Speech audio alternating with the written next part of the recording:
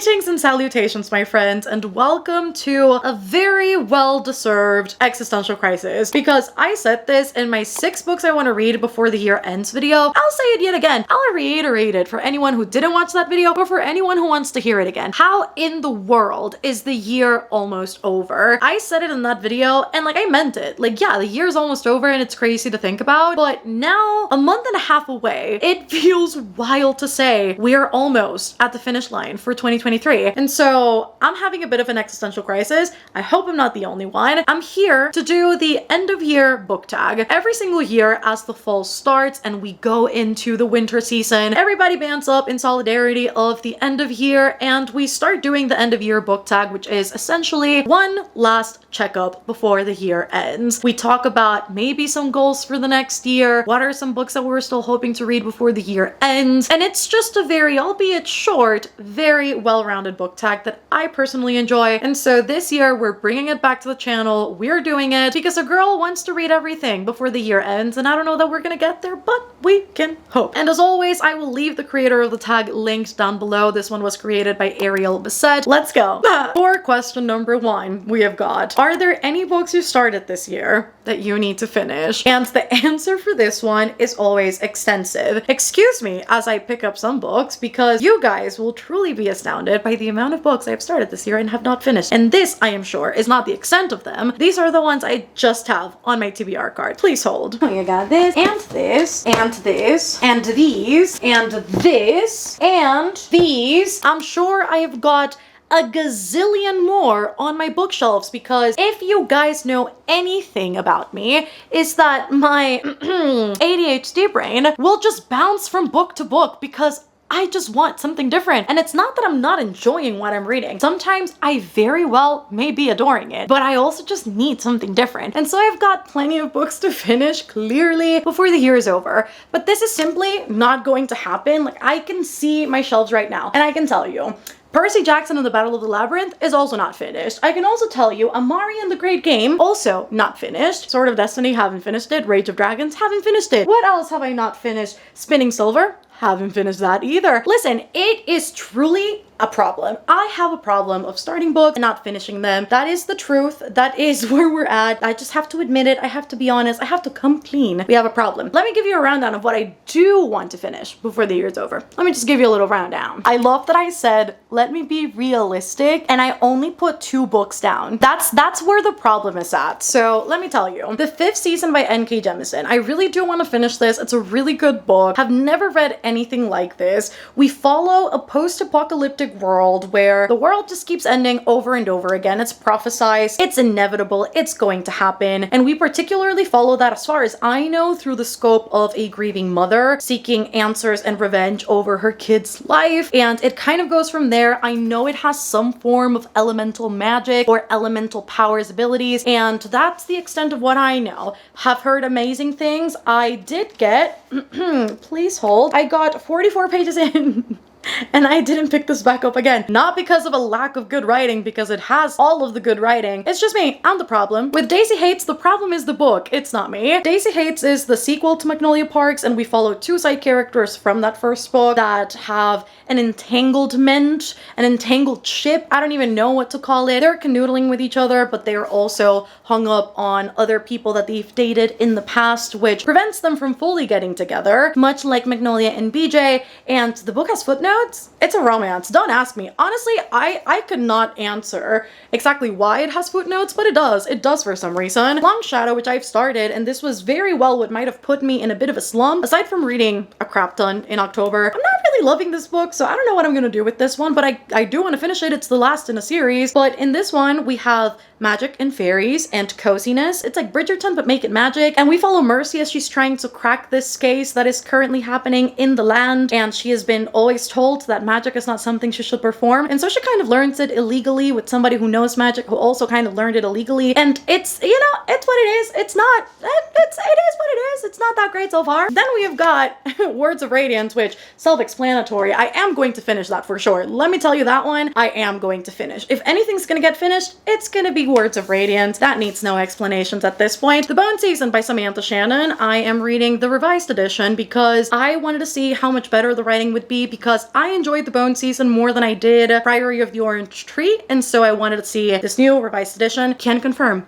it's so much better than the last one, and the last one was still very, very good. So in this one, we have a futuristic London that has a crime underbelly, and we follow Paige Mahoney, our main character, who is a clairvoyant. And in this world, being a clairvoyant is illegal. And so once she's found out for her powers, she is quickly taken away to the real Oxford, which is this sort of secret society of people that they don't really like understand. They don't know who they really are. And the story goes from there. It's like YA dystopian sci-fi fantasy. It really is such an intersectional book, but it's so good. Tomorrow Times 3 by Gabriel Zevin, which is a story, kind of like a romantic sort of tone to it, where we've got our two main characters who met at a hospital when they were very young, and we follow their story as they meet on and off throughout the years, as they develop a game together. And it's sort of a love story to platonic relationships and friendships and everything in between, without these two characters actually getting embroiled romantically, I believe. This is one that I have started twice. I am annotating. It's so good. The writing is fantastic, and I am just truly, truly loving this, but I have not finished it. And last but not least, you've heard me talk about the series a crap ton as well. Daughter of No Worlds. This is the second book. Children of Fallen Gods. Really want to finish this because this is one of those fantasy romance series that is so compulsively readable. It's a page turner. It is just everything that I love about romance heavy fantasy books. It's just got everything without compromising on any ends. You've got the plot, you've got amazing characters, you've got the romance, you've got the angst, you have got a trainer-trainee romance, you have got a friends to lovers romance, you have got a really well-rounded relationship where you understand how the characters got together, a main character who is on a dead set mission, like she knows exactly what she wants, but she's being exploited by this magical organization. It's just so good. Like, the series is so good, and I want to finish it, and I'm still in the second book, and I started this in June. For question number 2, we have got, do you have an autumnal book to transition into the end of year with? And personally, when I think about the end of year, fall and winter are two seasons that I think about as very atmospheric, very lyrical, something that feels cozy, but that also has some level of intrigue to it. And I think I personally, if I do this myself, I do think I've got the perfect recommendations for this time of year. They're all fantasy, so bear with me. I've got these 4 books right here that I personally think are perfect for that transition into the autumn-winter season. The very first one is A Dowry of Blood by S.T. Gibson. This is one of my favorite books of all time. It is a Wives of Dracula retelling, where we particularly observe our main character Constanta being turned from a medieval peasant into a wife, a bride fit for a king. However, things get a bit more complicated as 2 more people are thrown into the mix, and we are exposed to the bout of neglect and abuse that happens within this household, brought forth by one Dracula himself, and how these 3 people rely on each other to not only get out of this situation, but to also kind of see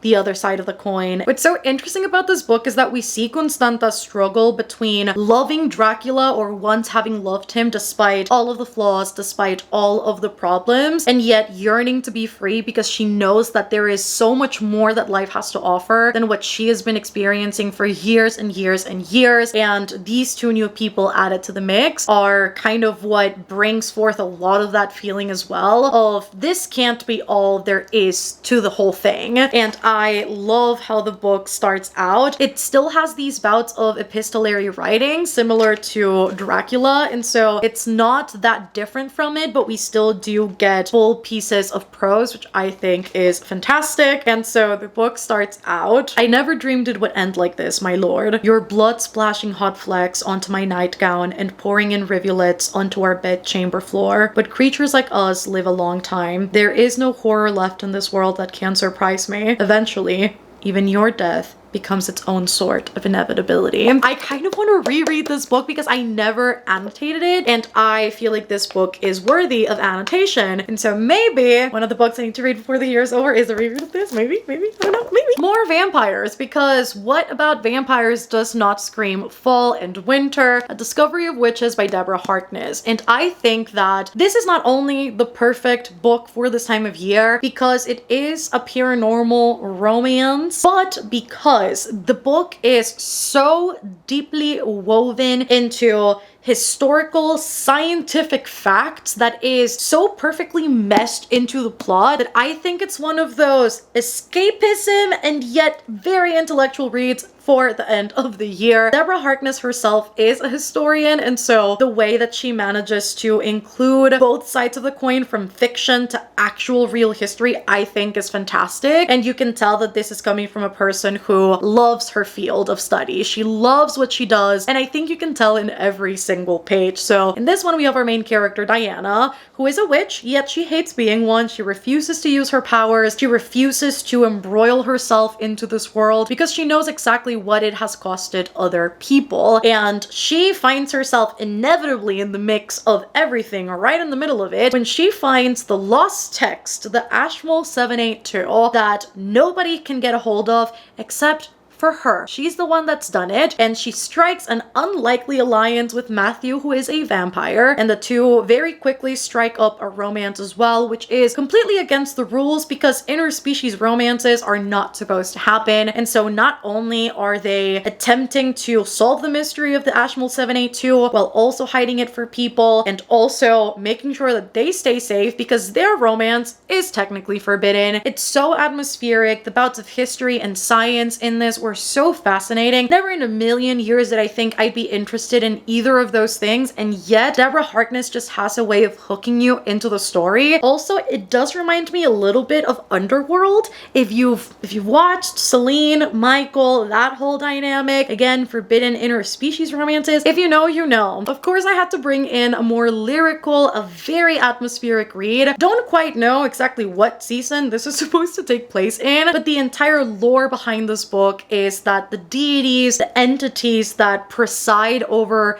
the characters and the world of Cadence are spirits of water, spirits of wind, spirits of fire, and so you've got a lot of elemental things going into this, and we particularly observe the spirit of wind very closely in the series, which there's just something about wind to me that screams fall and winter. Am I the only one? Maybe I'm wrong. But A River Enchanted by Rebecca Ross. I absolutely loved this, would highly recommend the audio. The narrator has a Scottish accent because the characters are supposed to be Scottish, and so I think as a full-on immersive experience, the audio is phenomenal, and you get to care for these characters so much, and their struggles and their stressors and their anxieties and their love for each other. It's just so beautiful. We start out the book with one of our main characters, Jack, who has been called back to his land. He is a music teacher. He is very gifted with music, and he needs to learn a song that is able to lure the spirits to come talk to the people in charge because little kids are going missing, and he is the only one that can help them solve this case. And so we see him as he comes back, and he reacquaints himself with Adara, who is the heiress of the clan he is a part of, and somebody who he had a rivalry crushing situation when they were younger. And then on the flip side, we have got couple number 2, Torin and Sidra. Sidra, who is a healer, and Torin, who is, I guess, like the captain of the guard. And through him, we get to see more of the politics and inner workings of the clan and exactly what goes on behind the scenes that the typical clan member is not able to see. The writing is lyrical, it's purple prosy. The romance between both of these couples is amazing. We do get a little bit of like an unusual romance between Sidra and Torin because their relationship, their romance doesn't happen as your typical one, and Torin does have a daughter, and so seeing Sidra's relationship with his daughter is also so stunning. Just seeing that bout of motherhood for a child that is not your own, but assuming all of the responsibilities that that entails. It was gut-wrenching, it was beautiful, it was just everything I wanted and more out of this book, and I cannot recommend it enough. It is a bit of a slow-going book, but honestly, if you listen to the audio, I promise you, you will not feel the slowness. It's so good. And last but not least, one of my favorite favorite books of all time, Wicked Fox by Kat Cho. This one screams fall to me. It's also very much set up like a K-drama if you enjoy those. We do follow a Gumiko main character, so that is very fun. And our main character, Mi Young, who is said Gumiko, loses her fox bead one night and she has a certain amount of days to acquire it back before she actually dies, and she has to enlist the help of Ji-hoon, who is the love interest and the second protagonist, and they do not like each other. In fact, Mi Young grew up with the idea that she must not interact with your regular average everyday human, and so there is a lot of conflict internally with even wanting to work with him, let alone trust him completely. And I love the fact that Ji-hoon continuously pushes her to be her own person, not limited by her mother, who is this kind of omnipresent presence in her life who dictates what she is able to do or not do. And so seeing the character's growth in the sense of individuality while still appreciating exactly who her mom is and what her mother has done for her was an absolute gorgeous journey to see. Her mother also was a fascinating character to read about, and so I loved that, and seeing the friendships as well with the side characters in this book was so enjoyable. It's just such a fun book. I personally loved it. Action-packed, it's intriguing, there's like mysteries to solve, there's a race against the clock, and it truly just feels like a K-drama in book form. Is there a new release you're still waiting for? So for the end of the year, things I'm excited about coming out that have yet to do so. First is Do Your Worst by Rosie Danan, I believe the last name is pronounced. And is this not, if I'm not mistaken, yes, this is the same author for The Roommate. I have not read The Roommate. I do own it. I have to read it. But Do Your Worst sounds so good. Sparks fly when an occult expert and a disgraced archaeologist become enemies with benefits in this steamy romance. Riley Rhodes finally has the chance to turn her family's knack for the supernatural into a legitimate business when she's hired to break the curse on an infamous Scottish castle. Used to working alone in her alienating occupation, she's pleasantly surprised to meet a handsome stranger upon arrival, until he tries to get her fired. Fresh off a professional scandal, Clark Edgware, I can't believe his last name is Edgware. Anyways, moving past that, can't allow a self-proclaimed curse breaker to threaten his last chance for redemption. It goes from there, it keeps on going. I think it's gonna be very exciting. I have heard really great things for the people who have read arcs of it, and so I am quite excited about it. Actually, I do have one here as well. I don't know that this has come out yet because I don't know. And I'm also seeing it here on Goodreads. This comes out nearly in December. Betting on You by Lynn Painter. I do have the arc. Thank you so much to Simon & Schuster for providing this one. And I can't wait to read this, hopefully before the book actually comes out. If I'm not mistaken, we follow a main character that moves to a different state after her parents get a divorce, or as they are on that process for divorce, and she ends up meeting this guy on the airport that she really dislikes, and then turns out they're co-workers, I think. Yes, they are co-workers at her new job, and things just kind of go from there. There's fake dating, there's loads of banter, loads of angst, so I can't wait to read this and see what is up with Betting on You, because I've been excited about this all year long. Another one I'm really excited about is Bookshops and Bone Dust by Travis Baldry. This is, I guess, like the companion novel to Legends and Lattes, which I absolutely loved, I adored, and having a follow-up that is set in a bookshop is amazing. It says, when an injury throws a young battle-hungry orc off her chosen path, she may find that what we need isn't always what we seek. Ooh, Viv's career with the notorious mercenary company Rackham's Ravens isn't going as planned. Wounded during the hunt for a powerful necromancer, she's packed off against her will to recuperate in the sleepy beach town of Mer. So far from the action that she worries she'll never be able to return to it. Ooh, spending her hours at a beleaguered bookshop in the company of its foul-mouthed proprietor is the last thing Viv would have predicted. So it seems like our main character in Legends and Lattes, Viv, goes on an adventure. I wonder if this is what gave her the inspiration to then start her own coffee shop and be a business owner, be an entrepreneur. I'm really curious to see if that is the case. Ruthless Vows by Rebecca Ross also comes out before the end of the year, which is the sequel to Divine Rivals. I read it, I loved it, and I cannot wait to read the sequel. So that is another one that is making its way to us very soon. And it seems like aside from that, there's not a whole lot coming out in December. A little sip of water before we move on to the next one.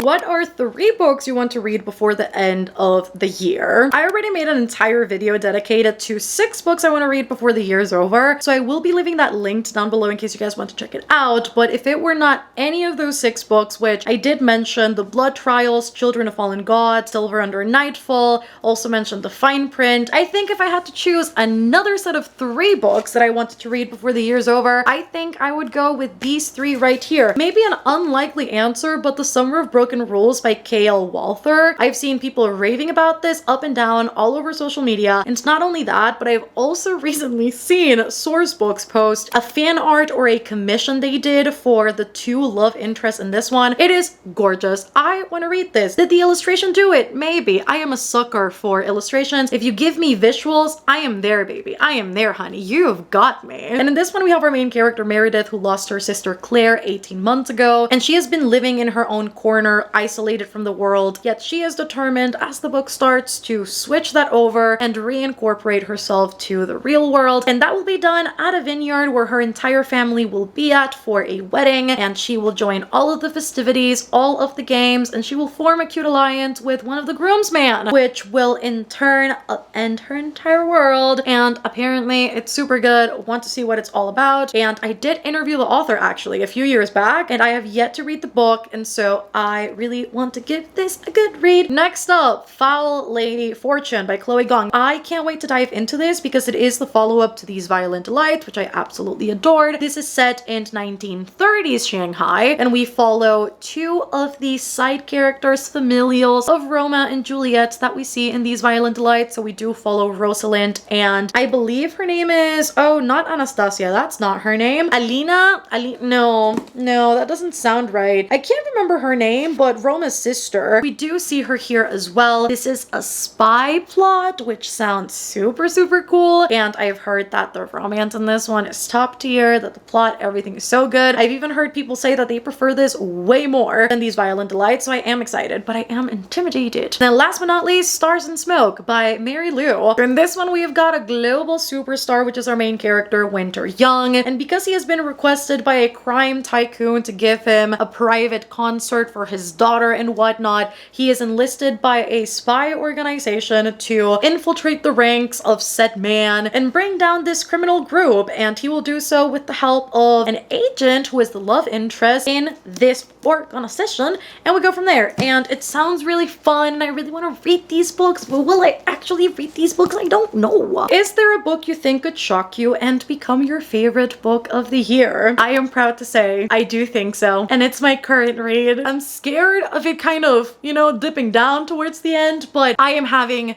the most fun with this book, and I want it to be the best book I read this year because I love chess and I love romance, and those 2 things together is just so exciting. Check and Mate by Ali Hazelwood. Didn't think I'd say this because Love Theoretically by her was so good this year too. I am losing my mind as I am reading this. I'm 44% in so far, and I don't know if it's because I'm reading it right now and it's so exciting, but I genuinely think this has got the potential to be, if not my favorite book of the year, then one of my favorite books of the year, even better than Love Theoretically. I am swooning as I'm reading this. The amount of times I have screeched because this has got so many great interactions and one-liners between our love interests, who are intellectual equals and rivals, is so freaking good. Imagine Queen's Gambit but with romance, and you're set for life. So we follow Mallory, our main character, who grew up obsessed with chess. Her father was a grandmaster, and so she knows the ropes. She knows what to do. She grew up studying all of the theory, all of the openings, all of the moves. She knows what to do. She is well equipped. And she, because something happened to her father, has vowed to never play chess again. She doesn't want to do it. She is also the main provider of her family now, and so she doesn't want to risk anything by committing to chess again because she knows how obsessive she can get over it. She is terrified of falling into that again, and yet her friend drags her to a tournament. She ends up beating the #1 ranked player in the world, Nolan Sawyer, our love interest. He is completely fallen for that, enticed by that. He loves it because he has finally found someone that actually challenges him. So freaking good. She then is offered a job to play professionally that she cannot turn down because it's the best money she's ever seen, and she has to take care of her 2 sisters and her chronically ill mother, and so she just has to do it. Like, it's just what it is. I'm losing my goddamn mind. You guys will see more because I'm vlogging this. It's a part of a mood reading vlog. You guys will see it when we get there. I've been losing my mind. That's it. That's all you need to know. And last but not least, we have got, have you already started making plans for next year? And those are specifically reading plans. And yes and no. I think I do want to carry out some things from this year into 2024. I do want to carry out the reading slow. I absolutely loved that this year. I feel like I have had the most fun with reading I have had in a while. And I think specifically because reading is now not only my hobby, but it's also my job. I think that line is very blurred a lot of the time where I can't really differentiate, or I couldn't in the past, what was for me and what was for a video. And so it took the enjoyment away from reading for a second, and I never want to jeopardize that. And so reading slower, taking my time, not worrying about vlogging everything and like having this big like video project. I think I do want to prioritize that again next year because I think it was a really successful bout, though I do think I want to find a better medium of reading books for me, but also reading books for video projects, but not necessarily books that I don't want to read, but books that just fit the concept I have in my head. I think I want to get better at doing so that I can still put up video projects for you guys that I know are so fun to watch. I also love making them, but without one, worrying about reading 7 books for a video because that's unrealistic for me personally, and also not compromising the things I do want to read. And aside from that, I know probably I'm going to still set my goal at either 50 books next year, like 52 books probably. I'm probably going to lower the amount of books for Goodreads next year because, not going to lie, it has kind of played me a little bit where anytime I saw it and it was like, you're 5 books behind, I'm like, and it tripped me up for a second, and I was like, we don't care about that, Mel, like that's good. So I think I may just do 52 next year because realistically I've been reading like a book a week, 2 books a week, and if I do more than that, great. But I think setting the expectation at 52 may just be the move to make next year. And so maybe that, and honestly, I feel like that's about it for now. I can't really think of a whole lot more. And that is it for today, friends. I hope that we enjoyed the end of year book tag. Let me know down below your answers for any of these questions. Do let a girl know what you're looking forward to before the year ends, whether it's a new release, something you're currently reading. Do you have like a set favorite of the year? Do you think something could surprise you? Do you have any goals for the upcoming year? Do let a girl know all of that down in the comments. If you've reached the very end of the video, let us leave a chess emoji, whichever you want, down in the comments in honor of Tech and Mate, which I'm absolutely loving. And subscribe down below if you haven't done so already for more bookish content like this. There is always a Patreon link down below as well in case you want to support the channel further and get a bunch of other perks that you don't see in my other socials, like live shows and sprints and a Discord server and a book club and game nights and movie nights and just a whole bunch of fun. It's always linked down below alongside all of my socials. Love you all so much, and I shall see you on the next one. Bye!